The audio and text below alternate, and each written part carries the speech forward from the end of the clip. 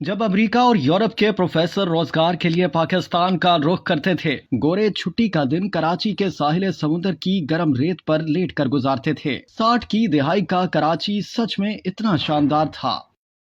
روزنامہ جنگ کے سنڈے میگزین میں 7 دسمبر 2021 کو شائع ہونے والے ایک مضمون میں 1960 کی دہائی کے کراچی شہر کے شاندار ماضی کی مختصر کہانی سابق امریکی سفارتکار کی زبانی بیان کی گئی ہے، جو انہوں نے 2002 میں نیو یارک میں اپنے دوست کے ساتھ موجود ایک پاکستانی کو سنائی تھی۔ مضمون میں تحریر کیا گیا ہے کہ مذکورہ سفارتکار سابق امریکی سفارتکار ایوب خان سے لے کر ذوالفقار علی بھٹو تک پاکستان میں تعینات رہا اور جنرل ضیاء الحق کے مارشل لاء کے بعد پاکستان سے لاطینی امریکہ ٹرانسفر ہو گیا۔ سابق امریکی سفیر نے بتایا کہ کراچی 60 کی دہائی میں دنیا کے بہترین شہروں میں شمار ہوتا تھا۔ یہ پرامن ترین شہر تھا۔ دنیا جہاں کے سفارتکار سیاح اور ہپی شہر میں گھومتے پھرتے رہتے تھے۔ ہوٹلز، ڈسکوز اور بازار آباد تھے۔ کراچی کا ساحل دنیا کے 10 شاندار ساحلوں میں تھا۔ PIA دنیا کی 4 بڑی ایئر لائنز میں شمار ہوتی تھی۔ یورپ، امریکہ، مشرق بعید، عرب ممالک، سوویت یونین، جاپان اور بھارت جانے والے تمام جہاز کراچی اترتے تھے اور مسافر کراچی کے بازاروں میں 1-2 گھنٹے گزار کر اپنی منزل کی طرف روانہ ہو جاتے تھے۔ شہر میں ڈبل ڈیکر بسیں چلتی تھیں۔ حکومت نے انڈر گراؤنڈ ٹرین کے لیے شہر میں کھدائی مکمل کروا دی تھی اور یوں کراچی ایشیا کا پہلا شہر بننے والا تھا جس میں میٹرو کی سہولت ہوتی۔ کراچی کی روشنیاں رات کو دن میں بدل دیتی تھیں۔ ہم تمام سفارتکار کراچی کو روشنیوں کا شہر کہتے تھے۔ کراچی کے بیچ بھی لاجواب تھے۔ ہم گورے ہفتے اور اتوار کا دن بیچ کی گرم ریت پر لیٹ کر گزارتے تھے۔ ہم ساحل کے ساتھ ساتھ سائیکل بھی چلاتے تھے۔ کراچی میں دنیا بھر سے بحری جہاز آتے تھے اور ان بحری جہازوں کے ذریعے ہزاروں مسافر کراچی آتے تھے۔ کراچی خطے کا جنکشن بھی تھا۔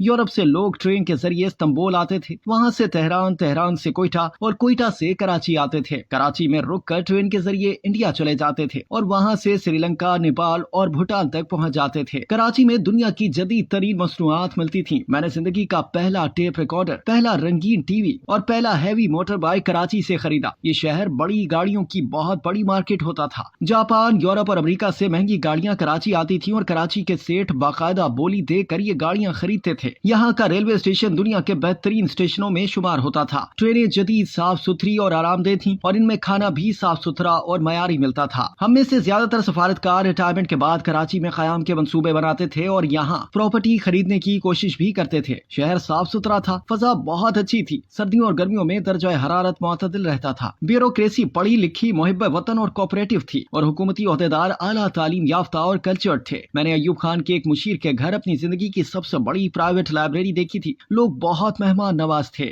شہر میں کسی قسم کی ٹینشن اور خوف نہیں تھا۔ کراچی کے کسی سفارت خانے کے سامنے سیکیورٹی گارڈ یا پولیس نہیں ہوتی تھی۔ ہم اپنے ہاتھ سے سفارت خانے کا گیٹ کھولتے اور بند کرتے تھے۔ پاکستان کے لیے کسی ملک کے ویزے کی ضرورت نہیں ہوتی تھی۔ پاکستانی شہری جہاز میں سوار ہوتے تھے، یورپ کے ممالک میں اترتے تھے اور انہیں ایئرپورٹ پر ویزا مل جاتا تھا۔ اس کی وجہ بہت دلچسپ تھی۔ پاکستان اس وقت دنیا کا واحد ملک تھا جس میں صرف ان لوگوں کو پاسپورٹ دیا جاتا تھا جو واقعی جینون مسافر ہوتے تھے۔ پاکستانی شہریوں کو پاسپورٹ کے حصول کے لیے اپنے خوشحال ہونے، صاحب جائیداد ہونے اور سفر کی وجوہات کے ثبوت دینا پڑتے تھے۔ چنانچہ پاکستان کے جس شہری کے پاس پاسپورٹ ہوتا تھا اس کا مطلب ہوتا تھا وہ صاحب حیثیت جینون مسافر ہے، لہٰذا تمام ممالک اسے آن ارائیول ویزا دے دیتے تھے۔ معیار تعلیم پورے خطے میں بلند تھا۔ طالب علم یورپ، عرب ممالک، افریقہ، مشرق بعید، ایران، افغانستان اور چین سے تعلیم حاصل کرنے کے لیے پاکستان آتے تھے اور کراچی اور لاہور کے کالجوں اور یونیورسٹیوں میں داخل ہو جاتے تھے۔ امریکہ اور یورپ کے پروفیسر روزگار کے لیے پاکستان کا رخ کرتے تھے۔ کراچی شہر میں 1000 کے قریب غیر ملکی ڈاکٹر، طبیب اور پروفیسر تھے۔ پاکستان کا بینکنگ سسٹم جدید اور فل پروف تھا۔ بجلی، ٹیلی فون اور گیس کا انتظام بہت اچھا تھا۔ سیوریج سسٹم شاندار تھا۔ کراچی میں بارش کے آدھے گھنٹے بعد سڑکیں خشک ہو جاتی تھیں۔